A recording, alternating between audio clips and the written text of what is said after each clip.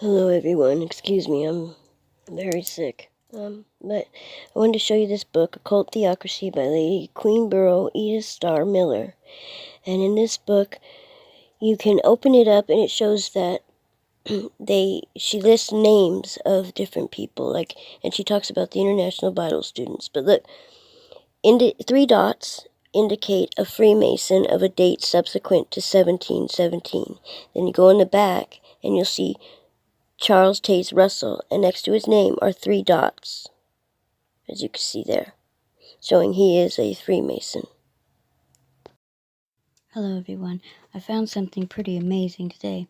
I was reading this article which had absolutely nothing to do with Jehovah's Witnesses, but it had to do with Freemasonry and why is the 33rd degrees associated with Freemasonry.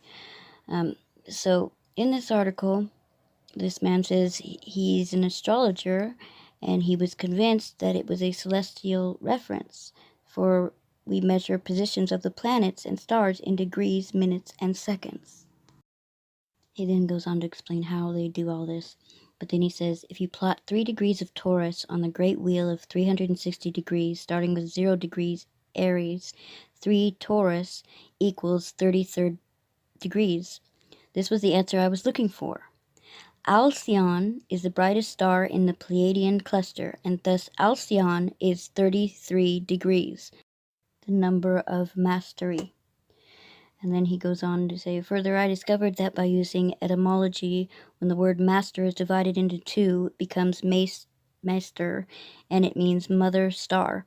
Thus, Alcyon is the number of the mother star, 33 degrees. Now, remember Charles Taze Russell said that Alcyon was where Jehovah lived? Okay, it gets better than this, though.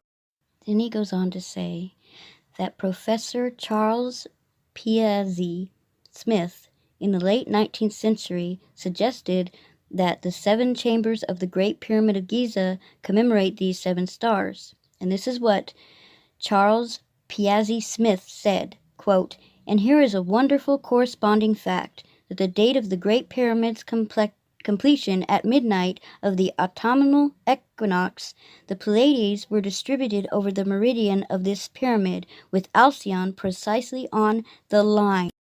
And as some of you know, that is exactly the quote that Russell used in his books, the exact one. Now, it's interesting that this astrologer is trying to prove 33 degrees of Freemasonry, and he's using these quotes, but these are also the exact quotes that Russell used. And hold on, there's more. He goes on to say, some, however, believe that they have found the direction of it to be the Pleiades, and particularly Alcyon. To the distinguished astronomer, Professor J.H. Madler, belongs the honor of having made this discovery. Okay, this is Professor Madler's discovery. Alcyon, then, as far as science can perceive, would seem to be the midnight throne in which the whole system of gravitation has a central seat, and from which the Almighty governs his universe.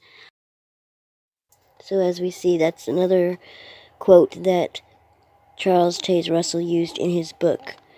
It's interesting, this man using the exact 2 quotes to prove in Freemasonry where 33 degrees is in the sky, and the exact 2 quotes that Russell also picked out to put in his book. Here is Russell straight from his book.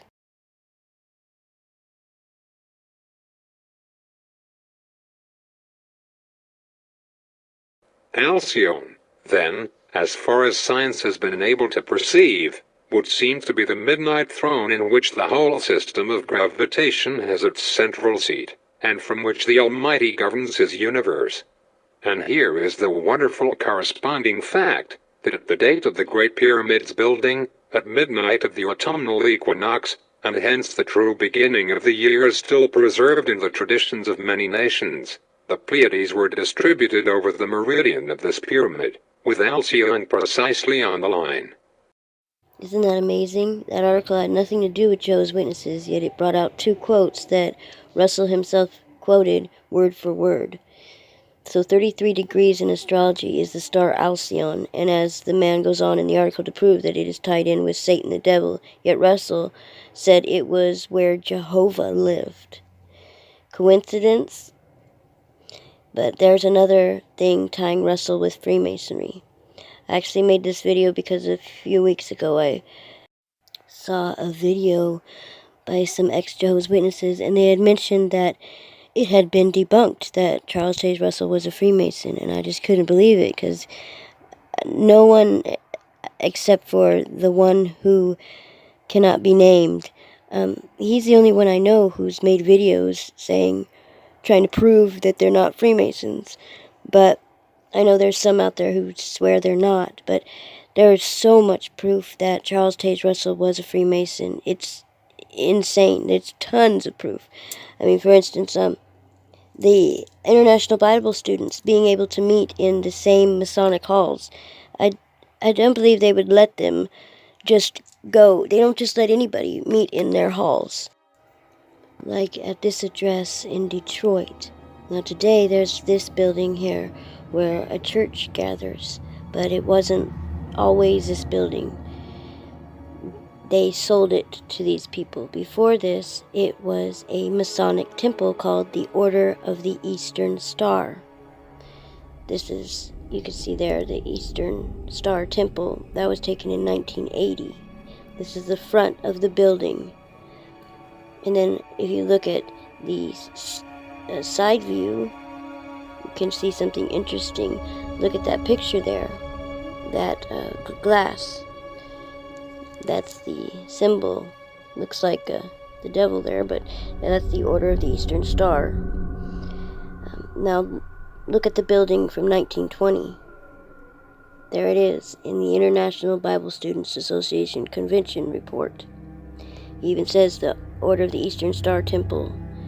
It gives the address in Detroit. You can see the International Bible Students Association right underneath the Eastern Star Temple sign.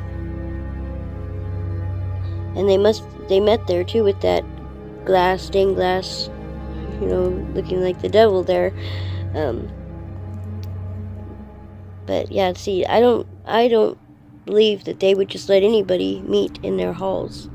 I just don't see them doing that. But that's another piece of evidence that's pretty amazing.